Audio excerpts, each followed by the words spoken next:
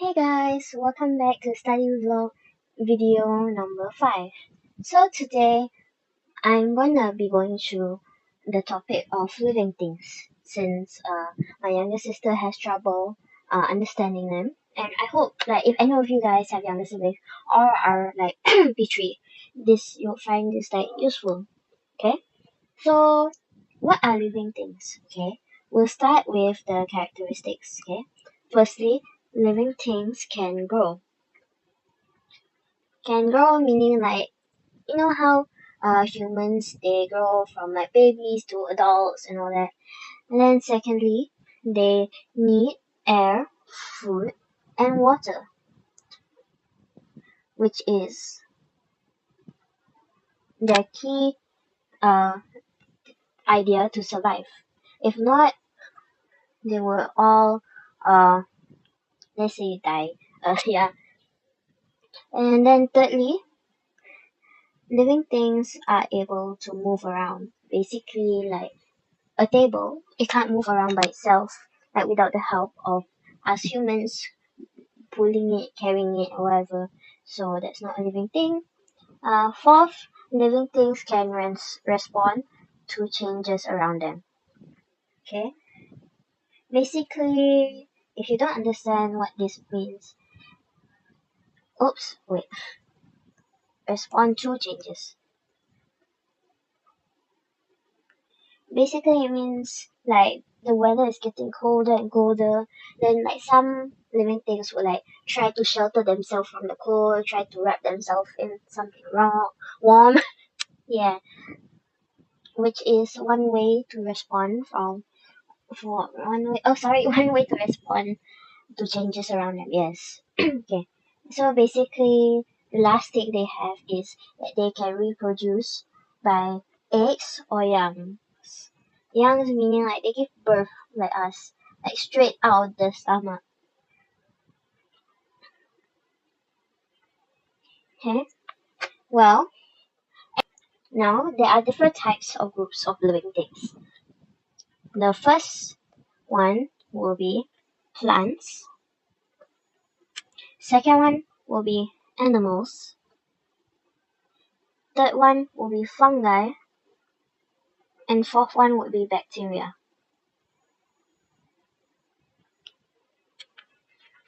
Okay. Now there are different types of plants, and they can be classified. Okay. This can be classified into flowering plants,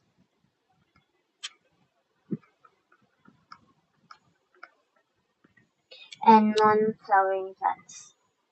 Okay.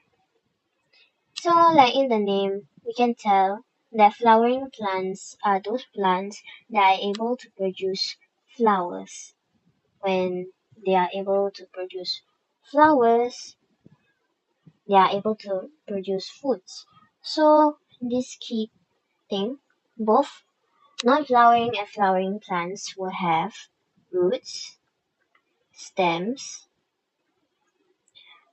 and leaves, as it is a criteria, like it's a must-have on all plants. If not, it's not considered a plant. Then flowering plants, like I said earlier, they have flowers, which allows them to have fruits. Okay, so these flowers can only be produced when the conditions are like right. Okay, then for animals, let me move it down here for all of us to see and change the color. Okay, so like I said earlier, okay, I didn't say anything earlier, but animals have 6 different categories. The first one is amphibians. This is how you spell it. Take note of the spelling. Okay.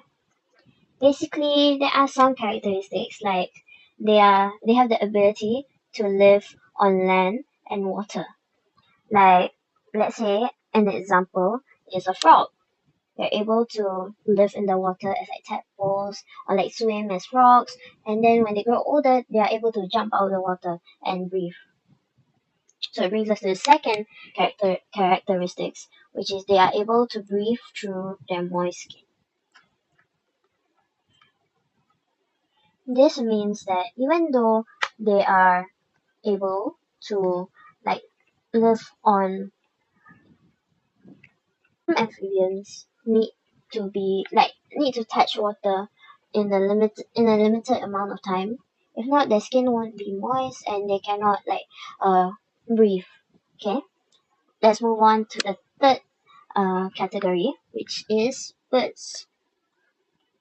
Okay, birds, like we all know, have feathers, like let's say a rooster. Okay, however, not all of them have feathers. Let's say like penguins. You don't really see feathers on it, do you?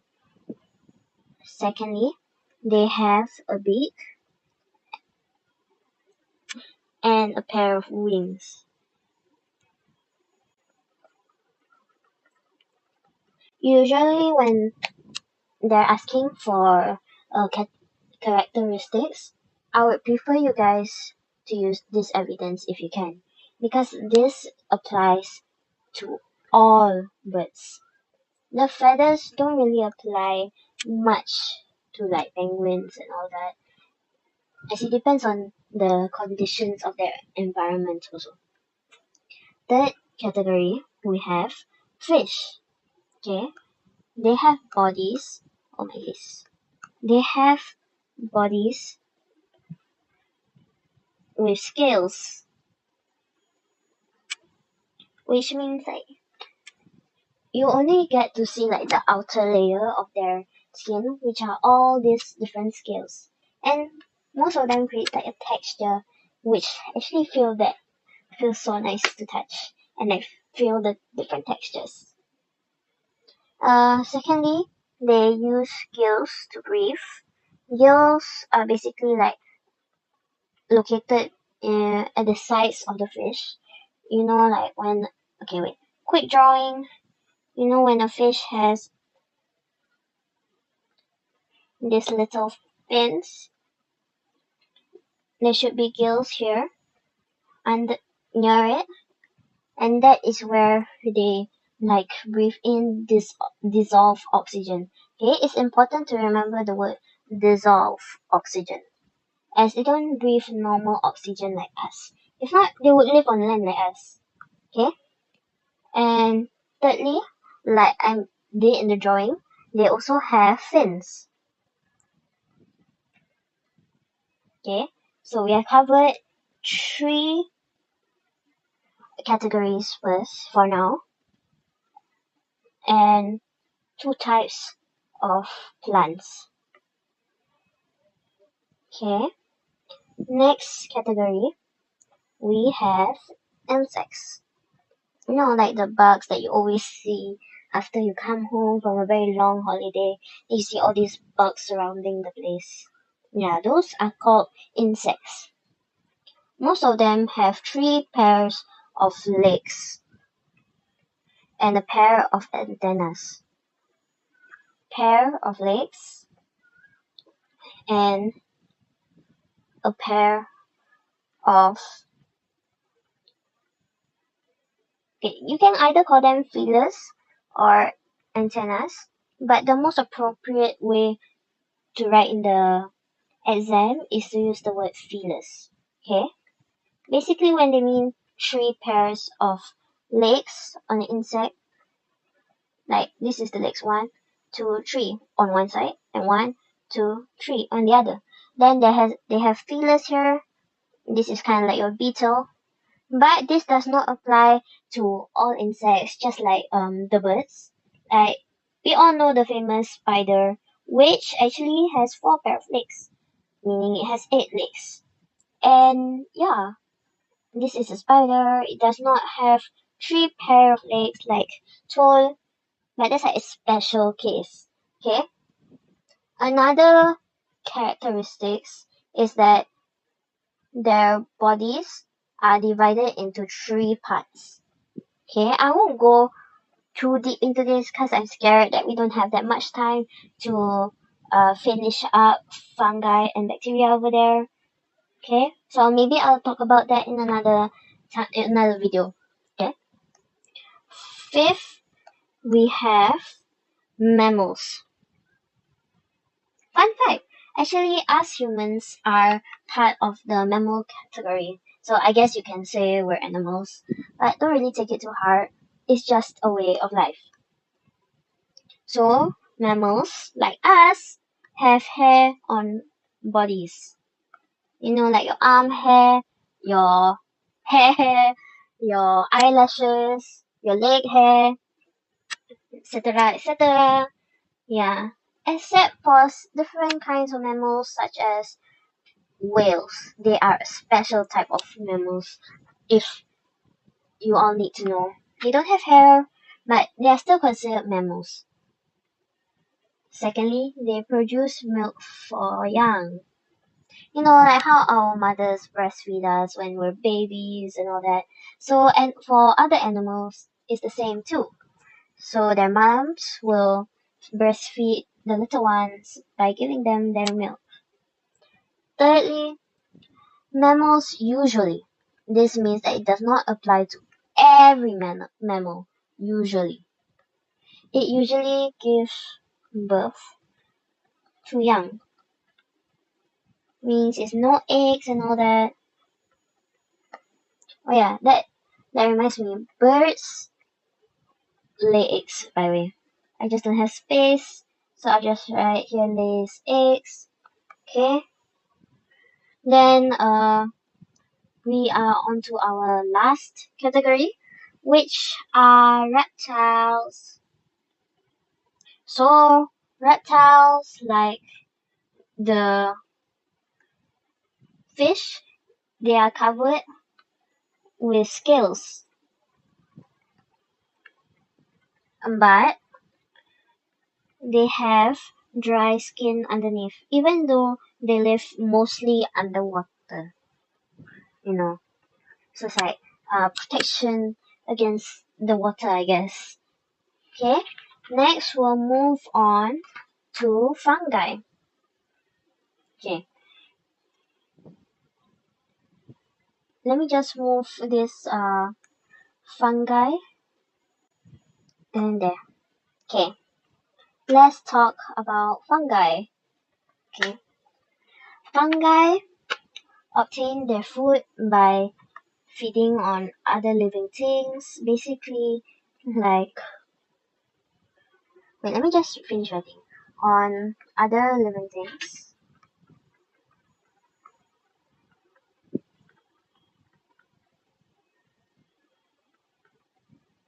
Regardless means whether or not they are dead or alive. Dead or alive, like that song, you know.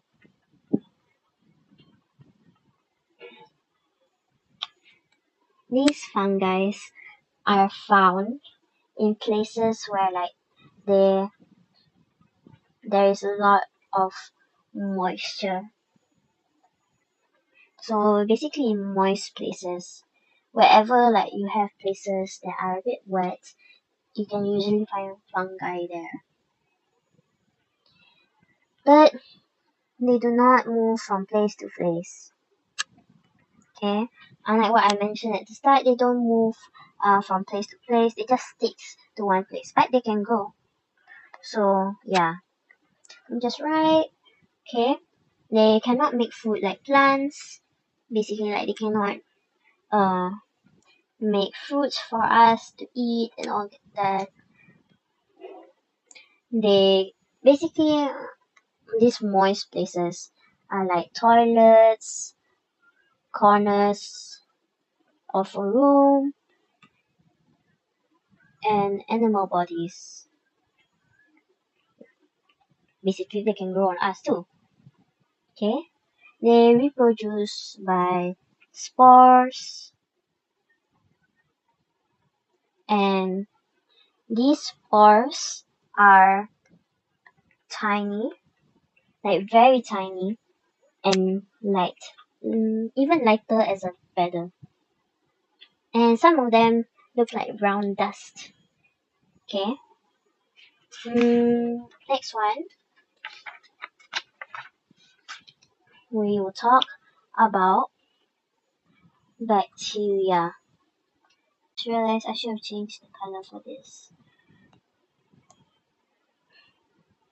Let me just fix my mistake first before we continue, so that you guys don't get confused.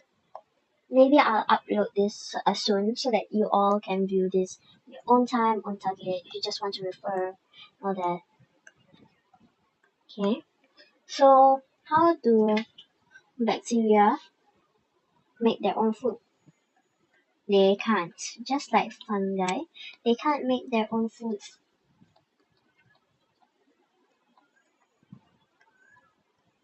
I'm rushing for time here.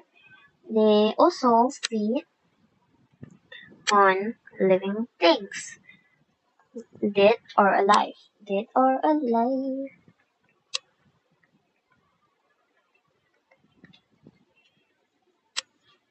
They come in different shapes or sizes. Come in different shapes. This means different shapes and sizes. Some can be big, some can be small. They are very small, and they can only be seen under a microscope, which is basically like a tool to zoom into like objects to see the bacteria. Basically, like let's say like a magnifying glass, but way deeper. But there's also one side on this. These bacteria can be useful or harmful. Harmful are the ones that get you sick and all that, and useful ones are those that usually help you get better when you're sick. Okay, I think this should be all for today. Yeah, next video I will talk about non-living things, which is just a short video. Okay, bye.